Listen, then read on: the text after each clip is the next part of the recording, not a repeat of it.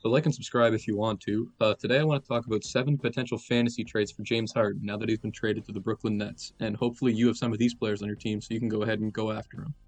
Just want to preface by saying the reason it's 7 trades is because I'm currently in an 8-person points league. So I just tried to take players from each of the 7 different rosters so that it would be realistic for players that you might actually have on your team. So yeah, let's get right into it.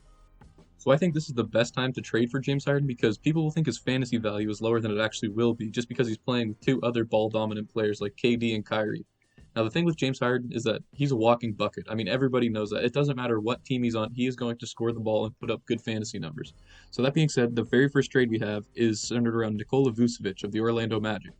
Now, in my league, we play with a different point setting because the ESPN default points for this year is pretty jank. So I will leave the settings that my league currently plays with in the description below. But in our league, I'm confident that James Harden will be a walking 30 piece like he was last year again. And that will more than make up for the points you're losing by trading Nikola Vucevic. So, that being said, the thing with Wiseman is that it's mainly just the potential. I mean, he's not getting a lot of minutes, and you can try to sell that you think he's going to get more minutes and they're just easing him into the season, but it doesn't really look like that's likely. So you just got to hope that the person you're trading him to isn't aware of that.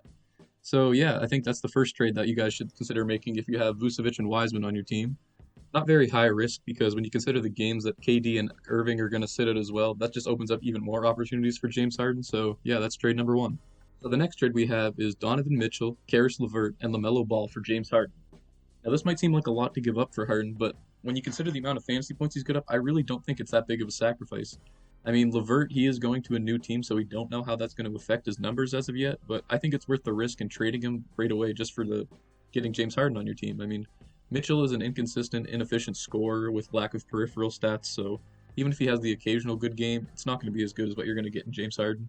And LaMelo Ball is the risky one in this because he has shown a lot of potential, but I think when you're going after players like James Harden, there shouldn't really be any players that are off limits, and I think it might hurt to lose LaMelo a little bit just because he's such a fun player to watch and that he does put up good fantasy points occasionally, but I think the field goal percentage is going to dip down. I mean, he's not that great of a shooter.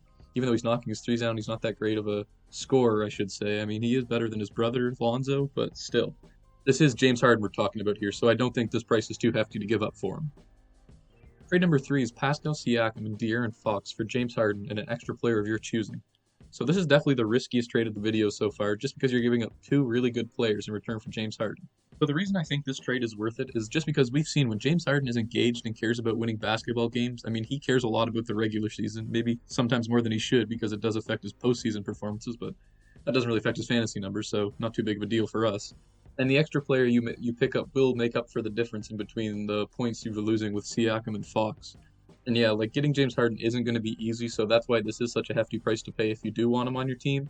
And yeah, you could probably be fine just keeping Siakam and Fox on your team, but for the sake of the video, I just decided to throw them in a trade. I mean, you don't have to take the risk if you don't feel comfortable. It's hard coming up with 7 trades for him, so that's why I threw this one in the video, and just as a fun option in case you wanted to change things up a little bit in your league. Next up, this trade involves one of the biggest trade high value players in fantasy right now, and that's Malcolm Brogdon of the Indiana Pacers. So the trade I'm proposing is you give up Malcolm Brogdon and Aaron Gordon and get James Harden in return.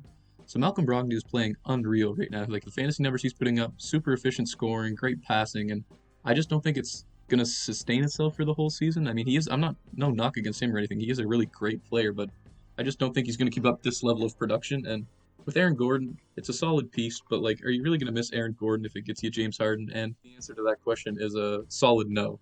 So yeah, the reason that this is such a good trade is because you're maximizing Malcolm Brogdon's value as he is at his peak of fantasy in my perspective at the moment, just because he's playing so well.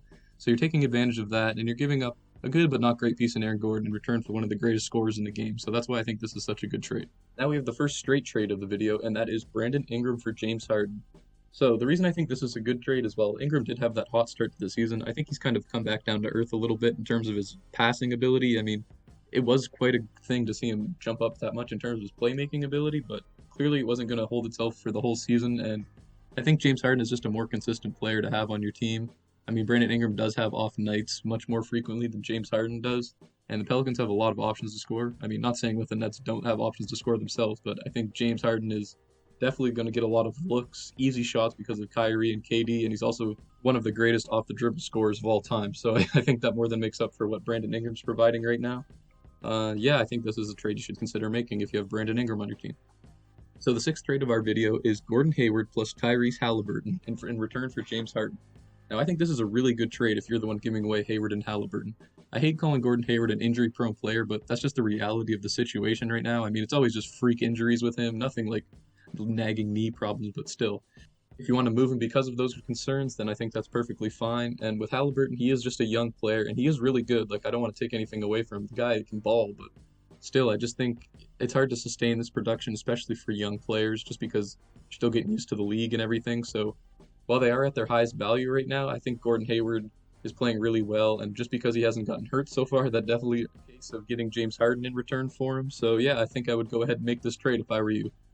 And now we have the very last trade of the video, and talk about trading players that are at their highest fantasy value. So what you're going to want to do is trade Zach LaVine and Harrison Barnes for James Harden. So the reason this is such a good trade is because LaVine is on absolute fire right now. He is shooting the ball with no conscience. Like, it is crazy the amount of threes he's making. And as we know with Zach LaVine, he always has these stretches. He's a really streaky player. So I think I would go ahead and trade him before he comes back down to earth like he always does. And with Harrison Barnes, it's the same kind of deal. I mean, he is putting up really good fantasy numbers right now, and I just don't think that's going to keep up just for him being just a 3-and-D player, not really having that much more value to his game other than the rebounds, which I feel like will decline once they sort of figure out their front court rotations a bit more. I mean, the Kings are a bit of a mess at the moment, but hey, I mean, it's the Kings. What else do you expect?